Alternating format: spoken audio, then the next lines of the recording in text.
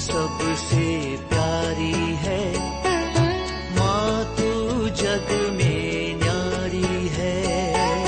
माँ तू सबसे प्यारी है, माँ तू जग में न्यारी है। अपने आंचल में रखना, अपने आंचल में रखना, हमें वरदानों से भरना। माँ तू सबसे प्यारी है, माँ तू जग में न्यारी है। माँ तू सबसे प्यारी है, माँ तू जग में न्यारी है। पिता, पुत्र और पवित्र आत्मा के नाम पर आमीन। आप सबों को जय यीशु। आज से हम लोग एक एक नियम के ऊपर पढ़ाई करने जा रहा है। 10 नियम कैसे डिवीजन हुआ, क्यों 2 भागों में विभाजित किया हुआ है, 2 पत्र क्यों दिया है, और कैथोलिक चर्च का और प्रोटेस्टेंट कलीसिया का जो 10 नियम में जो फर्क नजर आ रहा है उसका क्या कारण है, ये सब हम लोगों ने सीख लिया।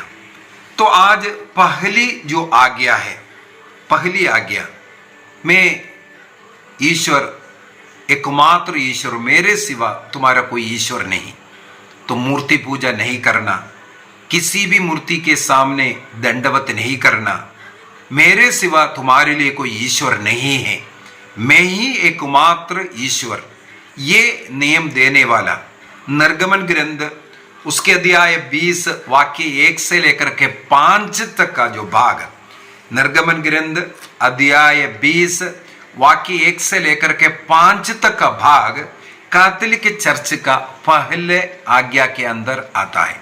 मैं एकमात्र ईश्वर हूं, उसी के अंदर है, अन्य कोई ईश्वर तुम्हारे लिए नहीं होना चाहिए। उस समय पर हमें मालूम है बाल देवता है, अशेर देवता है, अन्य अनेकों देवी देवताओं का पूजा करने वाला एक सिस्टम चलता था, अनेकों ईश्वर होता था। हमारे भारत देश में भी हमें मालूम है कोई 33 करोड़ देवी देवताओं का पूजा करता है, लेकिन हमारा क्रिस्तीय धर्म कहते हैं केवल एक ही ईश्वर है, जो सबका सृष्टि करता ईश्वर, हम मानव जाति का सृष्टि करने वाला ईश्वर, हमें जीवन देने वाला ईश्वर, एक ही जीवित प्रभु है। उस प्रभु की आराधना करना चाहिए, अन्य किसी का नहीं, ना किसी मनुष्य का, ना किसी बाबा का, ना किसी देवी देवता का, ना किसी जीव जंतुओं का। ईश्वर की सृष्टि की पूजा नहीं करना चाहिए, ये पहली आज्ञा हमें सिखाते हैं। उसके विषय में यदि हम लोग थोड़ा सा गहराई से पढ़ना शुरू करेंगे, इसके अंदर बहुत पॉइंट हम लोग मनन चिंतन कर सकता है। जैसे पहले एक क्लास के अंदर हम लोगों ने मनन चिंतन किया था, यदि नियमों का उल्लंघन करेगा तो हम लोगों का जीवन की सुरक्षा बाड़ा हट जाता है, और पशु आकर के अर्थात शैतान हम आकर के हमें बर्बाद करेगा। ईश्वर की 10 आज्ञा, उसका उल्लंघन करना आत्ममारू पाप है। विशेषकर इस पहली आज्ञा, प्रभु ईश्वर इस बात पर ईर्ष्यालु ईश्वर है, यही बाइबल सिखाते हैं। वो ये सहन नहीं कर सकता हम सत्य जीवंत ईश्वर को छोड़ करके जिस व्यक्ति को, जिस चीज को ईश्वर ने सृष्टि किया, हम उसकी पूजा करें, ये ईश्वर सहन नहीं करेगा, इसलिए अग्नि आकर के हमें नष्ट करेगा। इस प्रकार बाइबल के अंदर है, इसको आत्ममारू पाप कहते हैं। जिस व्यक्ति ने, जिस ईश्वर ने सब कुछ की सृष्टि किया है, हम उस सत्य ईश्वर को छोड़ करके उस सृष्टि वस्तुओं की पूजा कर रहा है, उसके चरण में जा रहा है, ये ईश्वर सहन नहीं करता, क्योंकि केवल एक ही ईश्वर है। उस ईश्वर की हमें पूजा करना बहुत ही जरूरी है। हम लोग गणना ग्रंथ उसके अध्याय 13 में और अध्याय 14 में हम लोग ये पढ़ सकता है, इस्राएली लोग, ईश्वर ने मिस्र देश की गुलामी से इस्राएलियों को छुड़ा करके लेकर के आ रहा है। अभी कनान के तट कर, कनान के पास तक पहुंच गया, यरदन तट में आकर के खड़े हो गया। गणना ग्रंथ उसके अध्याय 13 को पढ़ेंगे, हमें मालूम है वहां पर ईश्वर ने मूसा नबी से कहा, ऐसा करो, हर एक गोत्र से एक एक व्यक्ति को चुनो। इस प्रकार 12 लोगों को चुना। वो जाकर के कनान देश जो दूध और मधु बहता है, उस फलपुष्ट देश में उनको रहना है। उस देश का जाकर के देख करके आ जाओ, रखी कर करके आ जाओ, ये भेजा था। ये लोग वहां पर 40 दिन घूम करके पूरा कनान देश घूम करके दे करके आया। याद रखना कितना दिन? 40। मैंने कई 40 के विषय में एक क्लास में बताया था, 40 का क्या महत्व है, बाइबल के अनुसार 40 का क्या अर्थ है। यहां पर हमें अब 2 40 मिलने वाले। एक है इस्राएल के चुने हुए उन लोग कनान देश में जाकर के 40 दिन वहां चोरी चुपे रह करके पूरा कनान का भ्रमण कर करके दे करके आया। इसके बाद आते समय पर वहां के कुछ अंगूर तोड़ करके आया, कुछ अन्य फलों को तोड़ करके आया, ताकि इस्राएलियों को इधर आकर के दिखा दे वहां कितना फलपुष्ट देश है। तो वहां पर लोग वापस आते वक्त इन फलों को भी लेकर के आया। उसके अंदर 12 लोग गए, 10 लोगों ने एक स्वर से कहने लगा, हम लोग उस देश में प्रवेश नहीं करेंगे क्योंकि वहां के लोग बड़े राक्षस लोग हैं। देखो वहां का फल सब कुछ कितना बड़ा बड़ा है, इन सब खा पी करके ये लोग राक्षस जैसे हैं। वाक्य 33 में जाते हैं, गणना ग्रंथ अध्याय 13 वाक्य 33 वहां पर लिखा है, हमने वहां भीमकाय लोगों को भी देखा, अनाकी भीमकाय लोगों के वंशज, उनकी तुलना में हम अपने को टिड्डी समझते हैं और वे भी हमें यही समझते होंगे। वो भीमकाय राक्षस लोग हैं। अगर हम जाएंगे टिड्डियों के समान पकड़ करके हम सबों को मार डालेंगे कर करके। और वाक्य 28 में भी ये बताते हैं, वहां के निवासी बलवा ने उनके नगर सुरक्षित और बहुत बड़े हैं। हमने वहां अनाक के वंशजों को भी देखा है। वे लोग आते वक्त वाक्य 23 में हम लोग देखते हैं, वहां उन लोगों ने अंगूर की बेल काट दी। उनमें 2 व्यक्ति एक डंडे पर उसको लटका के आया। क्या? अंगूर की एक छोटा सा बेल 2 लोग उठा करके आए, इतना बड़ा अंगूर का गुच्छा। इसके बाद अनार है, अंजीर है, ये सब तोड़ करके आए, सब दिखाया, सब कुछ अच्छा है। दूध और मधु बहने वाला जगह, फलपुष्ट देश, उसे खा खा करके वहां का लोग भीमकाय लोग है, अनाक के वंशज है और उनका नगर सुरक्षित है, इसलिए हम लोग वहां नहीं जाएंगे। ईश्वर में अविश्वास। उनमें से 2 व्यक्ति था, कालेब और जोशुआ। उन लोगों ने बार बार बोला, याद करो ईश्वर ने कैसे हमें मिस्र देश फरो के हाथ से छुड़वा करके लेके आया, लाल सागर को किस प्रकार विभाजित कर हमें यहां लेके आया, मरुभूमि में हमें मन्ना खिलाया, चट्टानों से हमें पानी पिलाया, लड़ाई करने के लिए आने वाले राजाओं को, देशों को हरा करके हमें यहां तक अभी लेकर के आया। हम प्रवेश करेंगे कानान में, प्रभु हमें विजय दिलाएगा। लेकिन अन्य 10 लोगों ने बोला, नहीं नहीं, हम नहीं जाएंगे, हम एक दूसरा नेता चुन करके हम लौट करके मिस्र देश जाएंगे, वहां हम जीवित रहेगा।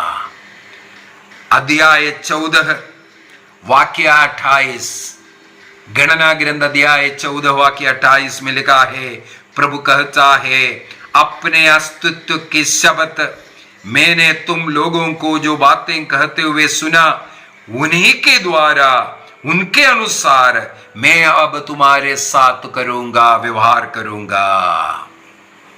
हम किस प्रकार विश्वास करते हैं, हम किस प्रकार का प्रवृत्ति करते हैं, हमारा बातचीत किस प्रकार से है, उसके अनुसार हमें मिलता है, हमें मिलता है।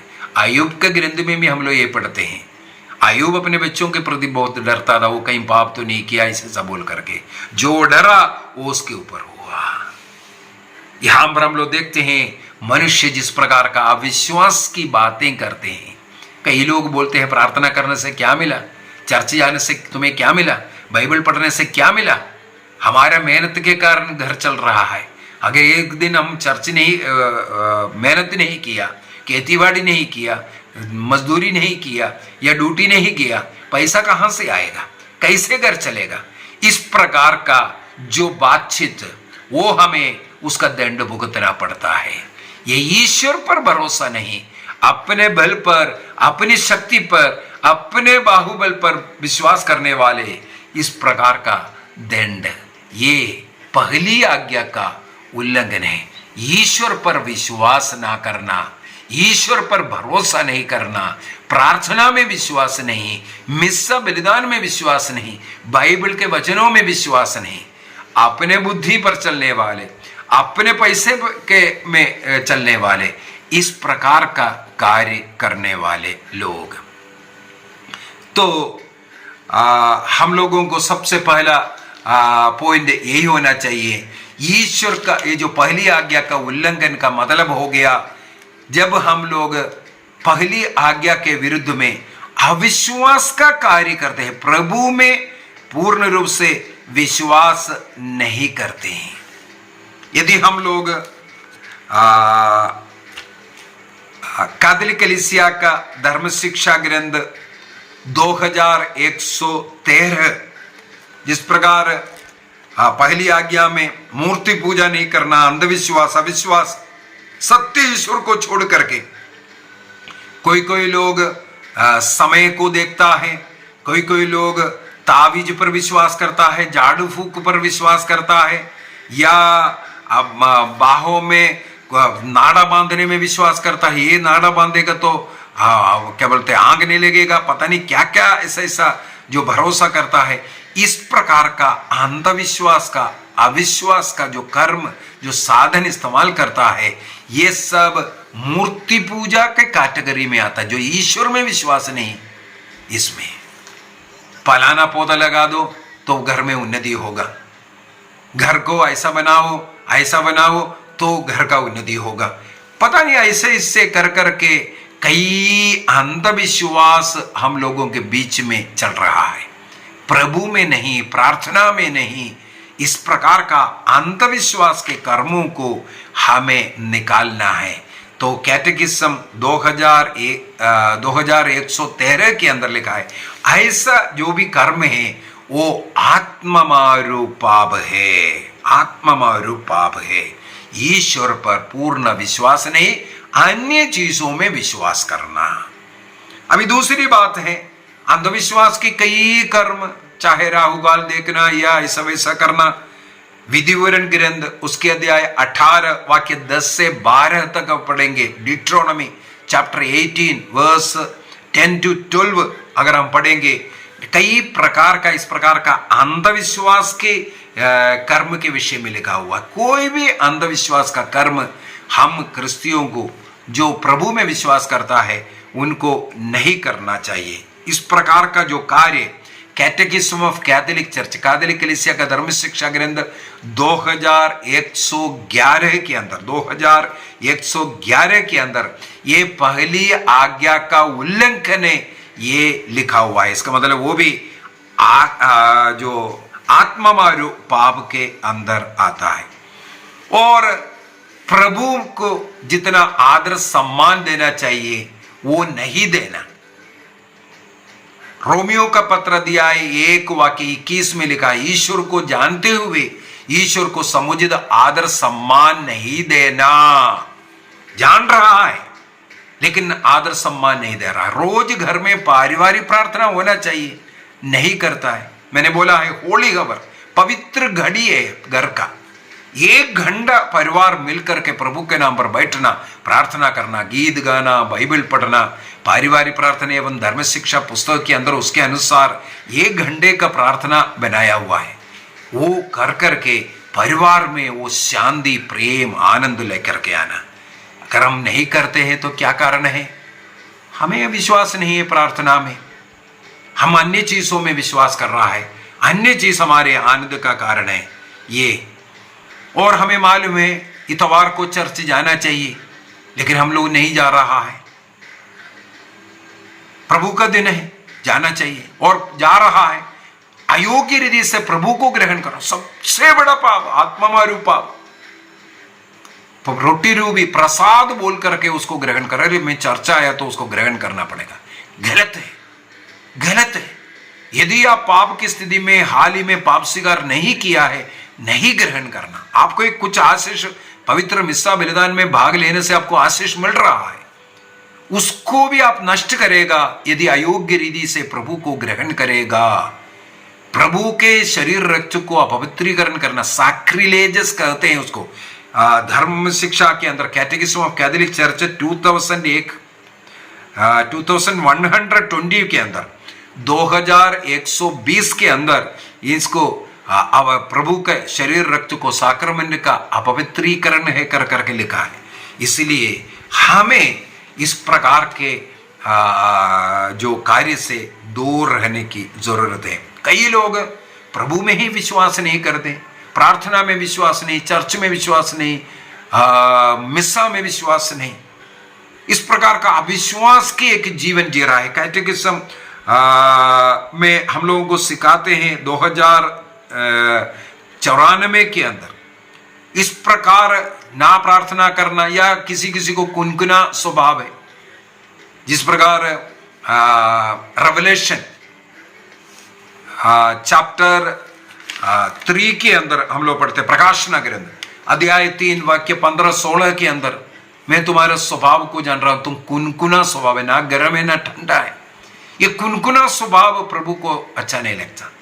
कभी कभी जाते हैं, कभी कभी नहीं जाते। हाँ, प्रभु का कार्य है, अपने कार्य के लिए हम लोग सब आगे रहता है। तो इस प्रकार ईश्वर नहीं है ये सब बोल करके, या ईश्वर हमारे गलतियों को नहीं देखता है, ऐसे ऐसे जो बोल करके जो अंधविश्वास अविश्वास के जो कार्य कर रहा है, जैसे स्तोत्र ग्रंथ अध्याय 14 वाक्य 1 में लिखा है, मूर्ख लोग जो मन में बोलता है ईश्वर नहीं है, ऐसे ऐसे कर हमारे मूर्खता का जो कार्य ये सब करना, ये सब पहली आज्ञा का उल्लंघन है।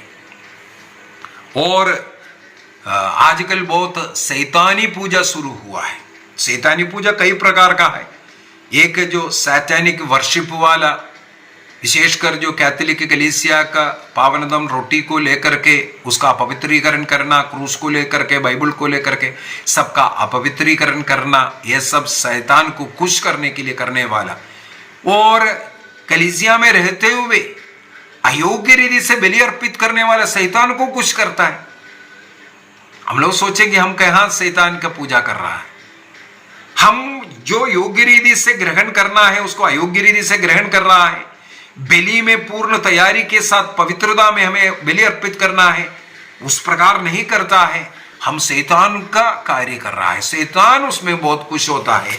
पवित्र मिस्सा बलिदान में हम लोग अयोग्य रीति से भाग ले। ईसा मसीह ने शैतान को भगाया। मत्ती के सुसमाचार अध्याय 4 वाक्य 10 में हम लोग पढ़ सकते हैं, शैतान को वो सामने वो झुका नहीं, शैतान को भगाया। लेकिन आजकल हम लोग पैसा के लिए, अपने अय्याशी के लिए अपवित्र रह करके प्रभु के पास भी जाते हैं और प्रभु का पूजा करते हैं। कैथोलिक कलीसिया का धर्म शिक्षा ग्रंथ 2117 के अंदर इस प्रकार का शैतानी पूजा पहली आज्ञा का विरुद्ध आत्ममारू पाप है ये कहते हैं। अनेकों लोग जीवन में निराश रहता है। निराश क्यों है? ईश्वर में भरोसा नहीं है, विश्वास नहीं। ईश्वर मेरे साथ है, जो कुछ मेरे जीवन में हो रहा है ईश्वर की इच्छा के अनुसार हो रहा है, ये स्वीकार ना करने के कारण अनेकों लोग निराशा है। निराशा भी पाप है, पहली आज्ञा का उल्लंघन है। इसलिए हमें निराशा के लिए भी पाप स्वीकार करने की जरूरत है। कैटेकिज्म ऑफ कैथोलिक चर्च 2051 में इसके हमें वार्निंग करते हैं, निराश व्यक्ति नहीं होना है और ईश्वर निंदा का बातचीत नहीं करना चाहिए, ईश्वर को चैलेंज करने वाला बातें नहीं करना है। कुछ लोग प्रभु को भी छोड़ करके, सत्य कलीसिया को छोड़ करके चले जाते हैं। इब्रानियों का पत्र दिया है 6 वाक्य 4 से 6 तक, हीब्रूज चैप्टर 6 वर्स 4 to 6। एक बार प्रभु में आया, प्रभु के कलीसिया के मेंबर था, इसके बाद वहां चंगाई यहाँ चंगाई बोल करके सत्य कलीसिया को छोड़ करके जा रहा है। उनका कैसे वो कभी सही हो सकता है? एक बार विश्वास को ऐसा त्याग किया, इसके बाद वो कभी सुधर नहीं सकता। कैटेकिज्म 2089 में भी हम लोग ये पढ़ते हैं, ये एक आत्ममारू पाप है।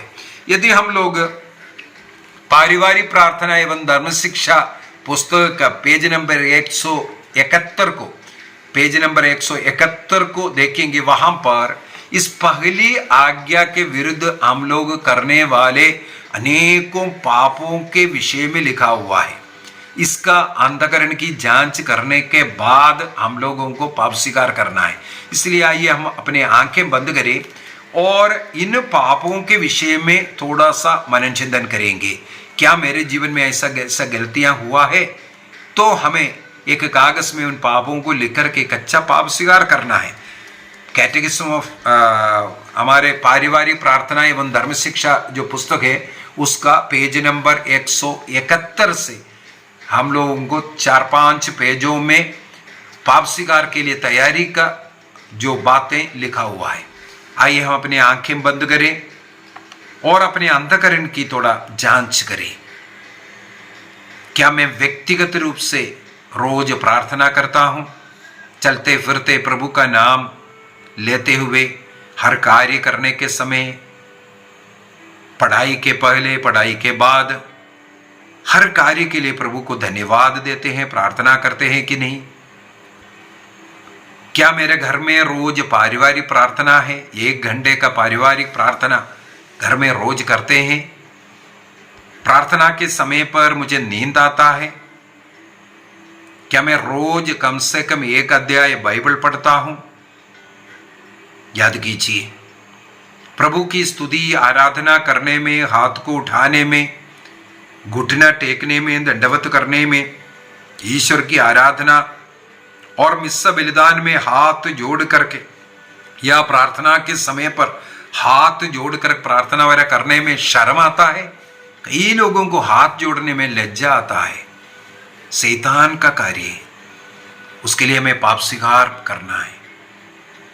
क्या मेरे जीवन में पहला स्थान प्रभु को दिया है, ईश्वर को दिया है? क्या मैं पूर्ण रूप से ईश्वर में विश्वास करता हूं और भरोसा करता हूं? प्रभु के बाइबल वचन पढ़ करके उस वचन में विश्वास करते हैं? क्या मेरे जीवन में कभी मैंने मूर्ति पूजा किया? सत्य ईश्वर को छोड़कर किसी अन्य चीजों में विश्वास करना, मूर्ति पूजा, किसी देवी देवताओं का पूजा करना, उसको अर्पित किया हुआ प्रसाद को खाना। याद कीजिए, क्या मैं कई तंत्र मंत्र, जादू टोना, हस्तरेखा, रेखी, ताबीज पहनना, शकुन विचारना, इस प्रकार के किसी अंधविश्वास का कर्म किया? याद कीजिए, किसी बाबा लोग या तांत्रिक के पास जाकर के कुछ पूछा और उसने जो कहा उसके अनुसार आपने कुछ किया?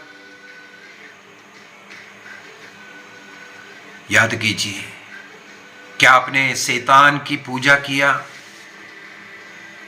अयोग्य रीति से, अपवित्रता से प्रभु के बलि में भाग लेना, शैतान खुश होता है। अयोग्य रीति से प्रभु को ग्रहण करना, शैतान खुश होता है। क्या किसी स्वर्गीय तत्वों या संतों का अनादर करते हैं? माता मरियम की निंदा करना, किसी संत का निंदा करना, वो सब मरे हुए हैं करके बोलना, संत पापा के खिलाफ बोलना, बिशपों फादरों के खिलाफ बोलना, सिस्टरों के खिलाफ बोलना। याद कीजिए, प्रभु के चुने हुए लोग, प्रभु ने जिसे स्थान अधिकार दिया है, उनका अनादर करना, उनकी निंदा करना, विशेषकर संतों का, माता मरियम का अनादर करना, चाहे रोजरी हो, मेडल हो, बाइबल हो, या संतों का तस्वीर हो, या संतों का मूर्ति हो, या क्रूस है, इनका कभी अनादर किया, इस पर हमने शक किया? याद कीजिए, ईश्वर का वचन, प्रार्थना, संस्कार, इसमें विश्वास की कमी, पापसिगार में विश्वास नहीं, पवित्र मिस्सा बलिदान में विश्वास नहीं, बाइबल के वचन को पढ़ने में आशीष है, विश्वास नहीं। क्या कभी हम लोग ईश्वर से ज्यादा संतों को महत्व दिया? किसी भी संत को ईश्वर से ज्यादा महत्व देना, वो भी पाप है, आदि पाप है, आत्ममारू पाप है, पहली आज्ञा का उल्लंघन है। किसी भी मनुष्य का या प्रचारक लोगों का, अरे उसमें बहुत शक्ति है, ऐसा सोच करके उनका फॉलोवर बना, ये भी एक बहुत बड़ा पाप है। इसलिए कई लोग सत्य कलीसिया से, कैथोलिक कलीसिया से पेंटेकोस्टल कलीसिया में गया, किसी व्यक्ति का भक्त बन करके। ये बहुत बड़ा एक पाप है। याद कीजिए, अयोग्य रीति से पाप की अवस्था में कलीसिया के रोकटोक के बावजूद भी प्रभु के शरीर रक्त को ग्रहण किया, पाप स्वीकार करे बगैर। उसके लिए हमें पाप स्वीकार करना है। पाप की स्थिति में कभी प्रभु को ग्रहण नहीं करना। कुरिन्थियों का पहला पत्र अध्याय 11 वाक्य 27 हमें मना करता है। उसमें हमारा मृत्यु तक हो सकता है, बीमारी का कारण हो, ये शैतान हमारे अंदर आने का कारण है। पवित्र यूकरिस्तीय बलि में भक्तिपूर्वक भाग नहीं लेना, बातचीत करते रहना, लेट आना, जल्दी जाना,